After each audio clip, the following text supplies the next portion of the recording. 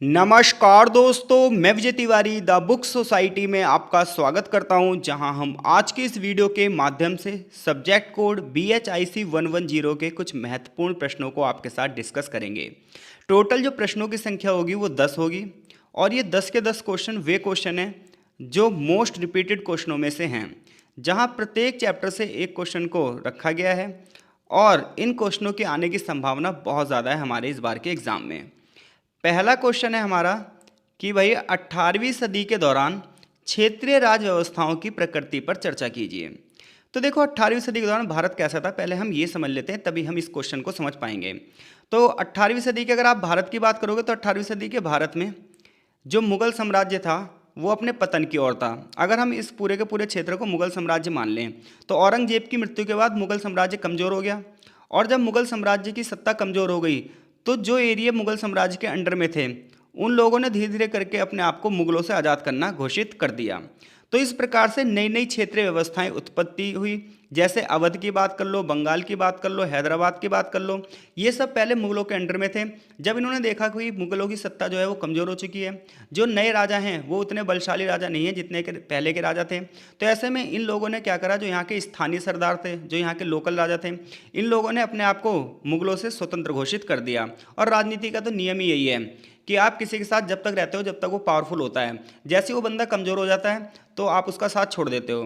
तो बिल्कुल 18वीं सदी में यही हुआ कि 18वीं सदी से पहले की अगर आप भारत की बात करोगे तो एक मजबूत मुगल सत्ता भारत पर शासन कर रही थी, लेकिन 18वीं सदी में औरंगजेब की मृत्यु के पश्चात मुगल साम्राज्य कमज़ोर हो गया और नई नई क्षेत्रीय व्यवस्थाएं जो हैं उनका उदय होने लगा। अब जो ये नई नई क्षेत्रीय व्यवस्थाओं का उदय हो रहा था, क्वेश्चन हमसे ये पूछ रहा है कि यहाँ पर राजनीति कैसे चलाई जाती थी। तो क्वेश्चन समझ गए आप कि 18वीं सदी में जो नई नई क्षेत्रीय व्यवस्थाएं आई, जैसे अवध आया, हैदराबाद आया, बंगाल आया, तो यहाँ की राजनीति कैसी चल रही थी, यहाँ की राज व्यवस्थाओं की प्रकृति हमें बतानी है। तो मैं ये मान के चल रहा हूँ कि आपको क्वेश्चन अच्छे से समझ में आ चुका है। अब हम आंसर की बात करेंगे। तो देखो, 18वीं सदी में सबसे पहले मैंने आपको बता ही दिया, मुगल साम्राज्य का पतन हो रहा है, केंद्रीय सत्ता कमजोर हो गई है और जिसकी वजह से स्थानीय रियासतें जैसे अवध, बंगाल और हैदराबाद ने अपने आप को स्वतंत्र घोषित कर दिया है। अब देखो, इन लोगों ने अपने आप को स्वतंत्र तो घोषित कर दिया है, लेकिन इनकी स्वायत्तता कैसी चल रही है, इनकी जो है राजनीति कैसे चल रही है। तो देखो, जो ये क्षेत्रीय व्यवस्थाएं थी हो तो गई थी आज़ाद, यानी कि मुगलों से तो आज़ाद हो गई थी, लेकिन इनका जो शासन था वो लगभग जैसे मुगलों के समय में चल रहा था वैसे ही चल रहा था। जैसे कि इन क्षेत्रों के जो राजा थे ये जमींदारों पर ही निर्भर रहते थे, सूबेदारों पर ही निर्भर रहते थे, सरदारों पर ही निर्भर रहते थे। तो पहले भी ये जमींदार सूबेदारों और सरदारों पर निर्भर रहते थे, क्योंकि देखो भाई, किसी भी एरिया को अगर अपने कंट्रोल में रखना है तो वहाँ के लोगों को अपने कंट्रोल में रखना ही पड़ेगा। तो ऐसे में वहाँ के जो बड़े बड़े जमींदार थे, जो बड़े बड़े सूबेदार थे, जो बड़े बड़े सरदार थे, तो इन राजाओं ने सबसे पहले उनका समर्थन लिया ताकि इस क्षेत्र पर वो शासन कर सकें। तो हम ये क्वेश्चन पढ़ रहे हैं कि 18वीं सदी में जो क्षेत्रीय राजनीति थी वो कैसे चलती थी। तो 18वीं सदी में जो क्षेत्रीय राजनीति थी उसमें जमींदारों का सहयोग लिया जाता था, सूबेदारों का सहयोग लिया जाता था, सरदारों का सहयोग लिया जाता था। इतने नहीं, ये व्यवस्थाएं स्थानीय संस्कृति को बढ़ावा देती थी, जो लोकल कल्चर होता था उसे बढ़ावा दिया जाता था। जो आर्थिक संरचनाएं थी जैसे किसान हो गए, छोटे छोटे व्यापारी वर्ग हो गए, इनको बढ़ावा दिया जाता था। अगली बात है, सैनिक शक्ति को महत्व देती थी सारी की सारी क्षेत्रीय राज व्यवस्थाएं। चाहे अवध की बात कर लो, आप बंगाल की बात कर लो, हैदराबाद की बात कर लो, मैसूर की बात कर लो, कर्नाटक की बात कर लो, हर एक व्यक्ति जो सत्ता है उसने अपनी सैनिक शक्ति को मजबूत किया है। उसका कारण ये है कि आप लंबे समय तक अगर शासन में बने रहना चाहते हो तो आपकी सैनिक पावर मजबूत होनी चाहिए। तो क्षेत्रीय राजा की जो स्थिरता है ये उनकी सैनिक शक्ति पर निर्भर थी। जो जितना पावरफुल होगा वो उतने लंबे समय तक शासन कर पाएगा। चाहे आप मराठाओं की बात कर लो, सिखों की बात कर लो, जाटों की बात कर लो, ये सभी क्षेत्रीय समूह अपनी सैनिक क्षमताओं की वजह से ही उभरे हैं। क्षेत्रीय शासकों ने पेशेवर सैनिक और मराठा सरदारों जैसे लड़ाकू समूहों को अपने पक्ष में किया है। अगली बात यह है कि कोई भी क्षेत्र जब ही चल सकता है जब उसके पास पैसा हो, और पैसे की वसूली कहाँ से की जाती है, राजस्व से, यानी कि कर लगाकर। तो जितने भी क्षेत्रीय शासक थे इन्होंने राजस्व को संग्रह किया, यानी कि टैक्स को इकट्ठा किया। चाहे आप बंगाल की बात कर लो, हैदराबाद की बात कर लो, अवध की बात कर लो, इन सभी राज्यों ने अपनी अपनी राजस्व प्रणाली को व्यवस्थित किया और एक नए तरीके से कर लगाना शुरू किया। जमींदारी प्रथा को इन लोगों ने बढ़ावा दिया और किसानों और स्थानीय जमींदारों के बीच में संबंधों को नए तरीके से शुरू किया। इसके अलावा हर शासक की अपने आसपास के क्षेत्रों से लड़ाई होती रहती थी, तो इसलिए इन लोगों ने एक दूसरे के साथ कूटनीतिक संबंध बनाए। मराठों, निज़ाम और यूरोपीय शक्तियों के बीच में समझौते और संघर्ष हमेशा होते ही रहते थे। तो क्षेत्रीय राज्यों में कंपटीशन भी होता रहता था और गठजोड़ भी होता रहता था, यानी कि गठबंधन भी बनता रहता था। आगे चलकर यूरोपीय कंपनियाँ आएंगी, फ्रांसीसी कंपनियाँ आएंगी, ब्रिटिशर्स आएंगे, डच आएंगे, पुर्तगाली आएंगे। अब जब ये लोग आएंगे तो इनका क्षेत्रीय राजनीति में क्या हो जाएगा, इनकी भी भूमिका बढ़ जाएगी और ये अपने अपने प्रॉफिट को सेट करना शुरू कर देंगे। क्षेत्रीय राज्यों की अगर हम सांस्कृतिक की बात करें, आर्थिक व्यवस्था की बात करें, तो क्षेत्रीय राजाओं ने कला को बढ़ावा दिया, साहित्य को बढ़ावा दिया और वास्तुकला को भी बढ़ावा दिया। तो इस प्रकार से अगर आप 18वीं सदी की क्षेत्रीय राज व्यवस्थाओं की बात करोगे तो ये संक्रमण काल का प्रतीक थी, जहां मिडिवल इंडिया से हम मॉडर्न इंडिया की ओर जा रहे थे, जहां भारत जो पहले एक सेंट्रलाइज्ड पावर थी, यानी कि पूरे के पूरे भारत को जो एक पावर कंट्रोल करती थी, अब वो भारत पर छोटी छोटी रियासतों का अपने अपने क्षेत्र में मजबूत शासन हो रहा है। और आगे चलकर ये व्यवस्थाएं जो है वो उपनिवेशवाद के उदय का कारण बनेंगी, यानी कि जो ये यूरोपियन कंपनियां होंगी इन राजाओं की आपसी लड़ाई का फायदा उठाएंगी और आपस में इन सबको लड़ाएंगी और फिर पूरे भारत को अपने कंट्रोल में कर लेंगी। तो अगर एग्जामिनर आपसे क्वेश्चन पूछता है भाई कि 18वीं सदी की जो क्षेत्रीय राज व्यवस्था थी उसकी विशेषताएं बताओ, तो आप बताओगे 18वीं सदी के दौरान दो घटनाएं एक साथ घट रही थी। पहली घटना ये थी कि मुगल साम्राज्य अपने पतन की ओर था। औरंगजेब की मृत्यु के बाद मुगलों में कोई भी योग्य उत्तराधिकारी नहीं आया जो मुगलों के शासन को संभाल पाता। इसकी वजह से जो मुगलों के स्थानीय सरदार थे, सेनापति थे, इन्होंने अपने आप को स्वतंत्र घोषित करना शुरू कर दिया और छोटे छोटे राज्यों की स्थापना करनी शुरू कर दी। इन छोटे छोटे राज्यों की प्रकृति थी वो ये थी कि ये मुगलों को साल में टैक्स तो देते रहते थे, यानी कि भेंट तो देते रहते थे, लेकिन अपने आप में स्वतंत्र थे। अब ऐसे में इन सभी लोगों ने अपनी राज व्यवस्था को मजबूत बनाए रखने के लिए क्षेत्रीय लोगों का सहयोग लिया, जिसमें जमींदार थे, सूबेदार थे, सरदार थे। अपनी अपनी सैन्य शक्तियों को इन्होंने बढ़ावा दिया, राजस्व व्यवस्था और भूमि व्यवस्था को नए तरीके से संचालित किया और आपस में लड़ाइयाँ और गठजोड़ आम बात थी।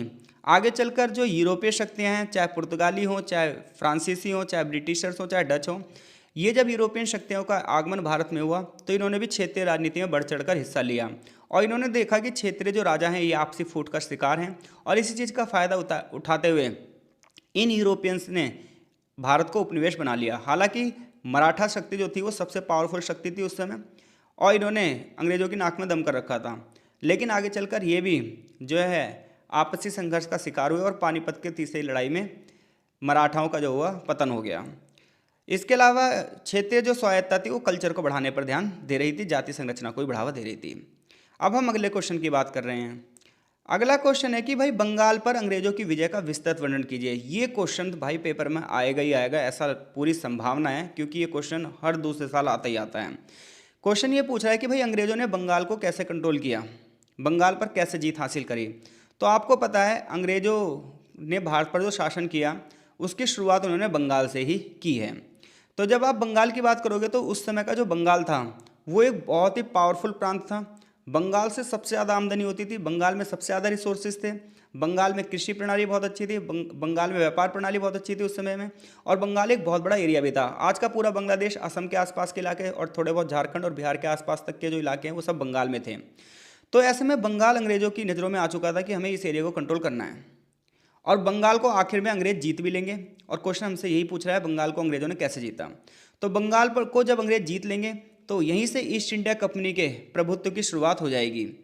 बंगाल पर जो अंग्रेजों की विजय थी ये कोई साधारण विजय नहीं थी, इसने भारत की अर्थव्यवस्था को भी जीत लिया था, राजनीतिक व्यवस्था को भी जीत लिया था और अन्य सैनिक कारकों को भी जीत लिया था। लेकिन बंगाल पर जो अंग्रेजों की विजय थी इसने अंग्रेजों के भाग्य का सितारा भारत में बुलंद कर दिया था और बंगाल को जीतने के लिए उन्हें दो युद्ध लड़ने पड़े थे। पहला युद्ध था प्लासी का युद्ध और दूसरा था बक्सर का युद्ध। अब हम इन दोनों युद्धों के बारे में पढ़ेंगे। तो देखो, सबसे पहले पृष्ठभूमि है कि बंगाल जो था वो 18वीं सदी में भारत का सबसे समृद्ध इलाका था, बहुत ही उपजाऊ क्षेत्र था। बंगाल के जो नवाब थे वो स्वतंत्र रूप से शासन करते थे, यानी कि बंगाल के जो नवाब थे वो मुगलों के अंडर में काम नहीं करते थे। ये मुगलों को नजराना तो भेजते थे साल भर में एक बार कुछ पैसे तो भेजते थे, लेकिन स्वतंत्र रूप से सारे निर्णय लेते थे। तो बंगाल की समृद्धि और व्यापारिक महत्व ने इसे यूरोपीय शक्तियों का लक्ष्य बना दिया। हर एक बंदा चाहता कि भाई हम बंगाल पर ही शासन करें। अंग्रेजों ने 17वीं सदी में बंगाल में एंट्री शुरू कर दी थी और वहाँ पर वो व्यापार करना शुरू कर चुकी थी। अब क्या हुआ, ये तो बात होगी कि पहले की पृष्ठभूमि की। अब देखो प्लासी, तो 1757 की बात है, 1757 की बात है। उस समय बंगाल का जो नवाब था वो था सिराजुद्दौला। अब बंगाल का जो ये नवाब था सिराजुद्दौला, इसके मन में एक बात सेट थी कि हमें अपने एरिया में अंग्रेज़ों को किसी प्रकार की ढील नहीं देनी है, क्योंकि सिराजुद्दौला ये बात अच्छे से जानता था कि अगर अंग्रेज़ों को हमने किसी प्रकार की ढील दे दी, अंग्रेज़ों को किसी प्रकार की छूट दे दी, तो ये अंग्रेज़ धीरे धीरे करके पूरे बंगाल को अपने कंट्रोल में ले लेंगे। ऐसे में सिराजुद्दौला और अंग्रेज़ों के बीच में तनाव बढ़ गया, क्योंकि अंग्रेज़ कुछ रियायत चाहते थे और सिराजुद्दौला उन्हें ये रियायत देना नहीं चाहता था। अंग्रेज चाहते थे कि वो अपनी किलेबंदी करें और व्यापार को बढ़ावा दें, और सिराजुद्दौला लगातार इस किलेबंदी और व्यापार के खिलाफ था, और ऐसे में इन दोनों के बीच में विरोध हो गया। ऐसे में सिराजुद्दौला और अंग्रेज़ों के बीच में एक संघर्ष हुआ, जिसमें शुरुआत में अंग्रेज़ों की हार हुई और सिराजुद्दौला ने अंग्रेज़ों को एक किले में बंद कर दिया था कुछ दिनों के लिए। तो अब क्या हुआ, अंग्रेज़ों को पता चल गया कि हम सिराजुद्दौला से डायरेक्ट युद्ध में नहीं जीत सकते। तो ऐसे में अंग्रेज़ों ने क्या करा, सिराजुद्दौला का एक सेनापति था मीर जाफ़र। अब इन्होंने क्या करा, मीर जाफ़र को अपनी ओर मिला लिया, और ऐसे में प्लासी में जब युद्ध हुआ 1757 में, तो इस तरफ तो नवाब सिराजुद्दौला की क्या थी, सेना थी, उस तरफ अंग्रेज़ों की सेना थी। सिराजुद्दौला की सेना, मीर जाफ़र जो था वो अपनी सेना को लेकर पीछे हट गया, और ऐसे में जब सिराजुद्दौला ने देखा कि भाई मैं जो है षड्यंत्र का शिकार हो चुका हूँ, तो उसने वहाँ से अपनी जान बचाकर भागना ही उचित समझा। तो यहाँ पर अब ये बात कैसे लिखी है, कहानी ये सुन लो। अंग्रेज़ों ने राजनीतिक साजिशें लड़ी, क्योंकि वो सीधे सीधे तो नवाब सिराजुद्दौला से लड़ नहीं सकते थे। तो उन्होंने क्या करा, बैंक और व्यापार पर वो नियंत्रण करना चाहते थे, और नवाब की सत्ता को कमज़ोर करना उनका उद्देश्य था। इधर सिराजुद्दौला अंग्रेज़ों के गले की हड्डी बन चुका था, वो अंग्रेज़ों की किलेबंदी को रोकना चाहता था, और व्यापारिक गतिविधियाँ बंद करने के उसने आदेश दे दिए थे। 23 जून 1757 को प्लासी के मैदान में प्लासी का युद्ध लड़ा गया, जहाँ अंग्रेज़ों की तरफ से जो लीडरशिप कर रहा था वो रॉबर्ट क्लाइव कर रहा था, और इधर से था नवाब सिराजुद्दौला। नवाब की सेना का जो सेनापति था मीर जाफ़र, इसने अंग्रेज़ों से पहले ही समझौता कर लिया था, जिसकी वजह से सिराजुद्दौला इस युद्ध को हार गया, और इस युद्ध का परिणाम यह हुआ कि सिराजुद्दौला पकड़ा गया, उसकी हत्या कर दी गई। मीर जाफ़र को बंगाल का नया नवाब बना दिया गया। अब मीर जाफ़र नया राजा बन तो गया, लेकिन ये अंग्रेज़ों की कठपुतली था केवल, जैसा अंग्रेज़ कहते थे वैसा ये करता था। अंग्रेज़ों ने बंगाल के प्रशासन और राजस्व पर पकड़ मजबूत कर ली, और यहीं से शुरुआत हुई बंगाल की लूट की। तो अगर आपसे कोई पूछे भाई प्लासी का युद्ध क्या था, तो प्लासी के युद्ध के समय बंगाल का नवाब कौन था, सिराजुद्दौला था। अंग्रेज क्या चाहते थे, बंगाल में फैक्ट्री स्थापित करना चाहते थे, उस फैक्ट्री की किलेबंदी करना चाहते थे, वहाँ की बैंकिंग व्यवस्था पर कंट्रोल करना चाहते थे। और सिराजुद्दौला जानता था कि अगर मैंने अंग्रेज़ों को अभी छूट दे दी, अभी सब्सिडी दे दी, तो ये आगे चलकर मुझे लपेट देंगे, इसलिए सिराजुद्दौला इनके विरोध में था। अब ऐसे में युद्ध तो होना ही था, लेकिन युद्ध में अंग्रेज़ों को भी पता था हम भाई सीधा सीधा तो जीत नहीं पाएंगे सिराजुद्दौला से, इसलिए उन्होंने उसके सेनापति मीर जाफ़र को अपने पास बुला लिया और ये कहा भाई देख हम तुझे राजा बना देंगे और तू हमारी साइड मिल जा। मीर जाफ़र कह रहा हाँ भाई मैं भी राजा बन जाऊँगा, और मीर जाफ़र फाइनली राजा बन भी गया। सिराजुद्दौला पकड़ा गया, उसकी हत्या कर दी गई, और इस तरीके से प्लासी का युद्ध अंत हुआ। लेकिन प्लासी के युद्ध के बाद पूरी तरीके से विजय हासिल नहीं हुई। अब इधर मीर जाफ़र राजा तो बन चुका था, लेकिन अब मीर जाफ़र जब कठपुतली की तरह नाच रहा था, तो इसे पता चल गया कि भाई मैंने बहुत गलत किया है अपने नवाब के साथ, और ये अंग्रेज़ जो हैं ये अपने फ़ायदे के लिए मेरा यूज़ कर रहे हैं। ऐसे में मीर जाफ़र असफल हो जाता है, तो मीर जाफ़र को भी अंग्रेज़ अपने पद से हटा देते हैं, और उसके बाद एक नया नवाब बनाया था मीर कासिम को। मीर कासिम भाई बड़ा चालाक बंदा था ये। मीर कासिम पता कैसा बंदा था, इसने दिखावे के लिए तो अंग्रेज़ों का साथ दिया, लेकिन अंदर ही अंदर ये खुद को मजबूत कर रहा था ताकि अंग्रेज़ों को लपेट सके। लेकिन ये बेचारा कामयाब नहीं हो पाया मीर कासिम। ऐसे में मीर कासिम आज़ादी से शासन करना चाहता था, और इसका भी अंग्रेज़ों से टकराव हुआ। अब मीर कासिम जो है बंगाल से भागता है, और अवध के नवाब शुजाउद्दौला और मुगल सम्राट शाह आलम द्वितीय के साथ एक गठबंधन करता है, और कहता है भाई देखो शुजाउद्दौला और शाह आलम, अगर हम तीनों मिल जाएं तो इन अंग्रेज़ों को पीट सकते हैं, इन अंग्रेज़ों को हरा सकते हैं। और ऐसे में ये लोग मोटिवेट हो गए, क्योंकि मोटिवेट होने के बाद तो आप कुछ भी कर सकते हो। तो मीर कासिम, नवाब शुजाउद्दौला और शाह आलम द्वितीय, इन तीनों ने अपना एक गठबंधन कर लिया और कहा हम मिलकर मारेंगे अंग्रेज़ों को। अब ऐसे में बक्सर का मैदान था, एक तरफ थी अंग्रेज़ों की सेना और दूसरी तरफ थी इन तीनों की सेना। अंग्रेजी सेना के जो लीडरशिप कर रहा था वो कर रहा था हेक्टर मुनरो। अंग्रेज़ों की सेना ने मीर कासिम, शुजाउद्दौला और शाह आलम द्वितीय तीनों की सेनाओं को पराजित कर दिया, और ये तीनों मिलकर भी अंग्रेज़ों को कुछ नहीं कर पाए। परिणाम क्या हुआ कि बक्सर का युद्ध ये तीनों हार गए, अलग अलग संधियों के माध्यम से इन्हें लपेटा गया, और फाइनली इस चीज़ का परिणाम ये रहा कि अंग्रेज़ों को बंगाल तो मिला ही मिला, बिहार और उड़ीसा भी मिल गया, और यहाँ से दीवानी अधिकार मिल गए। दीवानी अधिकार का मतलब होता है टैक्स वसूलने का अधिकार, और बस अंग्रेज यही तो चाहते थे, क्योंकि अंग्रेज मैक्सिमम प्रॉफिट चाहते थे। शुरुआत में अंग्रेज ये नहीं चाहते थे कि वो भारत पर शासन करें, शुरुआत में अंग्रेज सिर्फ ये चाहते थे कि भाई उनका प्रॉफिट हो सके मैक्सिमम टू मैक्सिमम। तो बंगालों को जब अंग्रेजों को बंगाल, बिहार और उड़ीसा के दीवानी अधिकार मिल गए, यानी कि राजस्व वसूलने का अधिकार मिल गया, तो बस उन्होंने यहीं से लूट खसोट करनी शुरू कर दी। 1765 में इलाहाबाद की संधि हुई, और इस संधि के तहत जो मुगल राजा शाह आलम द्वितीय था, इसने अंग्रेजों को बंगाल का सारा अधिकार सौंप दिया कि अब भाई अंग्रेज बंगाल से टैक्स वसूलेंगे। ऐसे में बंगाल की प्रशासनिक और आर्थिक संरचना पूरी तरीके से अंग्रेजों के नियंत्रण में आ गई। बंगाल विजय का कारण क्या था? बंगाल विजय का कारण ये था कि अंग्रेज जो थे वो सैनिक रूप से मजबूत थे, भारतीय जो सैनिक थे वो पुराने किस्म के हथियारों का प्रयोग कर रहे थे, जबकि जो अंग्रेजों की सेना थी वो ट्रेंड सेना थी, बेहतर हथियार थे और संगठित रणनीति थी। जबकि जो मुगलों की सेना थी इनके पास सिर्फ और सिर्फ मोटिवेशन था, इसके अलावा इनके पास कुछ नहीं था। और सबसे बड़ी बात यह है कि अंग्रेजों ने बहुत तगड़ी चालें चली, राजनीतिक साजिशें करी, मीर जाफर और मीर कासिम जैसे नेताओं को अपने पक्ष में कर लिया था शुरुआत में। फिर आगे चलकर जब सिराजुद्दौला को पहले हराया, फिर मीर कासिम जैसे नवाबों का जो कमजोर सैन्य नेतृत्व था, इसकी वजह से भी अंग्रेज जीत गए। तो अगर एग्जामिनर क्वेश्चन पूछता है भाई अंग्रेजों ने बंगाल को कैसे जीता, तो मैं आशा कर रहा हूँ कि आप प्लासी का युद्ध और बक्सर का युद्ध बड़े रोचक तरीके से बता सकते हो। चीज़ें अगर समझ में आ रही है तो कमेंट बॉक्स में कमेंट जरूर करो, ताकि हमें भी पता चल सके कि हम कितना अच्छा आपको डिलीवर कर रहे हैं। चीज़ें नहीं समझ में आ रही हैं तो भी कमेंट करके हमें बता दो, ताकि अगली वीडियो में हम सुधार कर सकें। अब हम बात कर रहे हैं क्वेश्चन नंबर 3 की। अगर आप ये पीडीएफ हमसे खरीदना चाहते हैं तो आप हमें व्हाट्सएप पे कांटेक्ट कर सकते हो, वहाँ आपको बहुत ही रीजनेबल प्राइस में ये पीडीएफ प्रोवाइड करवा दी जाएगी। अगला क्वेश्चन है कि अंग्रेजों ने भारत में जो न्याय प्रणाली विकसित की है उसकी चर्चा कीजिए। तो भारत में अंग्रेजों ने न्याय प्रणाली शुरू करी और हमें उस न्याय प्रणाली के बारे में बताना है। तो देखो, अगर आज का आप जुडिशरी सिस्टम देखोगे तो वो जुडिशरी सिस्टम कहीं ना कहीं अंग्रेजों की देन है। चैप्टर नंबर 6 में आपको इस क्वेश्चन का आंसर मिल जाएगा। तो क्वेश्चन क्या पूछ रहा है कि भारत में अंग्रेजों ने जो न्याय प्रणाली विकसित करी उसकी चर्चा करो। चैप्टर नंबर 6 से क्वेश्चन बन रहा है। तो भारत में अंग्रेजों द्वारा जो न्याय प्रणाली विकसित की गई वो आधुनिक भारतीय न्यायिक व्यवस्था की नींव मानी जाती है। यानी कि आज के टाइम पर जो आप न्याय व्यवस्था देखते हो, district court, high court, supreme court, ये तमाम जो न्याय व्यवस्था हैं इसकी शुरुआत कहीं ना कहीं अंग्रेजी शासनकाल से हो जाती है। जहाँ ईस्ट इंडिया कंपनी शुरुआत में तो व्यापार करने आई है, अब वो क्षेत्र पर प्रशासन भी कर रही है, और क्षेत्र पर प्रशासन करने के लिए लोगों के बीच में जब टकराव होगा तो न्याय भी करना पड़ेगा।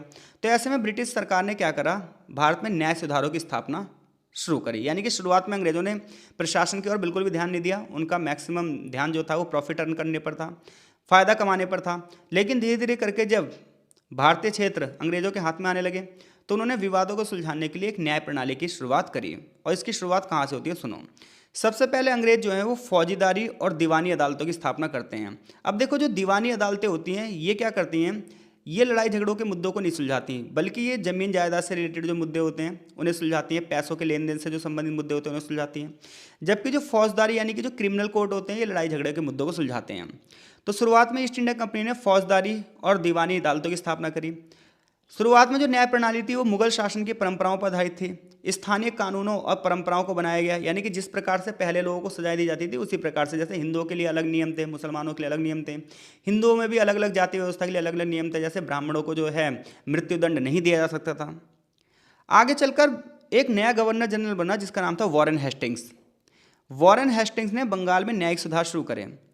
दीवानी अदालतें मैंने बताया आपको, इसमें सिविल मामलों का निपटारा किया जाता है, और फौजदारी अदालतें वो होती हैं इसमें आपराधिक मामलों का निर्णय लिया जाता है। क्योंकि उस समय शरिया के नियम चलते थे तो उसी के आधार पर अदालतें भी चलती थीं। 1773 में 1773 में एक कानून पास हुआ जिसे रेगुलेटिंग एक्ट कहते हैं। तो अगर आपसे कोई पूछे भाई रेगुलेटिंग एक्ट 1773 क्या था, तो सुनो। 1773 के रेगुलेटिंग एक्ट में सबसे पहली बात तो ये की गई कि बंगाल का एक नया गवर्नर जनरल बनाया गया जिसका नाम था वॉरेन हेस्टिंग्स। इसने एक कलकत्ता में एक सुप्रीम कोर्ट की भी स्थापना शुरू करी जिसमें नागरिक और आपराधिक न्याय का प्रशासन किया जाने लगा। फिर आगे चलकर 1793 का चार्टर एक्ट बनाया गया। इस कानून का भी यही उद्देश्य था कि जिला स्तर पर न्यायालयों की स्थापना की जाए। आगे चलकर ब्रिटिश क्राउन का शासन आया। आपको पता है 1857 के विद्रोह के बाद ईस्ट इंडिया कंपनी का शासन खत्म हो गया और भारत जो है वो सीधे ब्रिटिश क्राउन के अंडर में चला गया। और ऐसे में फिर से नए नियम बनाए गए। 1861 में एक नया नियम बनाया गया जिसके अंतर्गत कलकत्ता, बम्बई और मद्रास में हाई कोर्ट की स्थापना यानी कि उच्च न्यायालयों की स्थापना की गई। ये कोर्ट ब्रिटिश नागरिकों और भारत पर समान अधिकार रखते थे। आगे चलकर न्यायिक व्यवस्था को और ज़्यादा मजबूत बनाने के लिए इंडियन पिनल कोड, भारतीय दंड संहिता की स्थापना की गई, और अभी हाल ही में इसमें कुछ चेंज हुआ है, आपको पता है। फिर सीपीसी, सिविल प्रक्रिया संहिता की स्थापना शुरू करी गई 1908 में, और सीआरपीसी, दंड प्रक्रिया संहिता की स्थापना 1861 में की गई। जैसा कि आप सभी को पता है 2025 तक जितने भी जो केस होते थे वो आईपीसी, सीपीसी और सीआरपीसी की धाराओं से ही होते थे। हाल ही में सरकार ने इसमें परिवर्तन किया है। भारत भर में समान कानूनी जो ढांचे थे वो लागू करे अंग्रेजों ने, और अंग्रेजी भाषा का प्रयोग किया गया न्यायालयों में। अब जो कानून व्यवस्था लेकर आए, ये न्याय व्यवस्था जो लेकर आए अंग्रेज, उसकी विशेषताएं क्या थी तो वो सुनो। सबसे पहली बात है कि सभी नागरिकों के लिए समान कानून की अवधारणा लाई गई, क्योंकि पहले हिंदुओं के जो कानून थे वो अलग थे, मुसलमानों के कानून अलग थे। हिंदुओं में भी जाति व्यवस्था के आधार पर कानून थे, तो यहाँ पर कोई जातिगत भेदभाव नहीं था, कोई सामाजिक भेदभाव नहीं था। सभी लोगों को कानून के समक्ष समान रखा गया, लेकिन यूरोपीय लोगों को इससे बाहर रखा गया। यानी कि जो भारतीय लोग थे उनके लिए तो कानून की समानता थी, हर एक बंदा बराबर होगा, लेकिन यूरोपियन लोग नहीं होंगे इसके अंडर में, उनके लिए कोई भी केस वेस नहीं होगा, उन्हें कोई सजाई नहीं दी जाएगी, और यहाँ से भेदभाव भी शुरू हो जाएगा। ब्रिटिश न्याय प्रणाली ने स्थानीय और जातीय अदालतों को कमजोर करा, नए नए कोर्ट्स तैयार करे, और तटीय जो शहर थे हमारे, जो कोस्टल एरिया थे जैसे कलकत्ता, मुंबई और मद्रास, यहाँ पर न्याय प्रणाली को मजबूत किया। अब अंग्रेजों की जो न्याय प्रणाली थी इसका प्रभाव क्या था? भारत में न्याय व्यवस्था का आधार बनी, समान न्याय के सिद्धांतों को बढ़ावा मिला, लेकिन इसकी बुराई भी यानी कि आलोचना भी की जाती है, इसको क्रिटिसाइज भी किया जाता है कि महंगे और जटिल कानूनी प्रक्रियाओं ने आम जनता को न्याय से दूर रखा है। ये प्रणाली भारतीय सामाजिक और सांस्कृतिक संदर्भों जैसी नहीं थी। तो अगर आपसे एग्जामिनर क्वेश्चन पूछता है भाई कि ब्रिटिश शासन व्यवस्था में न्याय प्रणाली कैसी थी, तो आप बताओगे भाई अंग्रेजों के आने से पहले जो है न्याय राजा का कर्तव्य था, राज दरबार में न्याय किए जाते थे, लेकिन जब अंग्रेज आए तो उन्होंने न्याय व्यवस्था को पलट दिया और दीवानी अदालतों, फौजदारी अदालतों की स्थापना करी, और फिर आगे चलकर जिला न्यायालयों की भी स्थापना करी, और विभिन्न प्रकार के छोटे छोटे और अलग से भी न्यायालयों की स्थापना की, जिसका प्रमुख उद्देश्य था कानून के समक्ष सभी लोगों को समान लाया जाए। हालांकि मेन उद्देश्य यही था कि अंग्रेजों को छोड़कर बाकी सभी लोगों को शोषण किया जाए और उन्हें किसी भी तरीके से अंग्रेजों के खिलाफ ना जाने दिया जाए। अब हम अगले क्वेश्चन की ओर बढ़ रहे हैं। अब तक हम 3 क्वेश्चन को डिस्कस कर चुके हैं। पहला क्वेश्चन हमने पढ़ा था कि 18वीं शताब्दी में जो क्षेत्रीय राज व्यवस्थाएं थी उनका स्वरूप कैसा था। दूसरा क्वेश्चन हमने पढ़ा था कि बंगाल की विजय कैसे प्राप्त करी अंग्रेजों ने, और तीसरा क्वेश्चन जो हमने पढ़ा वो ये पढ़ा कि न्याय व्यवस्था कैसी थी। अब जो ये चौथा क्वेश्चन है ये हम इस वीडियो के पार्ट 2 में चर्चा करेंगे, क्योंकि फिर वीडियो भी लेंथी हो जाएगी और चीज़ें हमें इतनी सारी एक साथ समझ में भी नहीं आएगी। तो इसलिए हम इस पूरे 10 क्वेश्चनों की PDF को 3 भागों में कवर करेंगे। पहला भाग को हम यहीं समाप्त करते हैं। कमेंट बॉक्स में प्रतिक्रिया जरूर देखिए ताकि हमें पता चल पाए कि चीज़ें आपको समझ में आ रही है या नहीं आ रही है।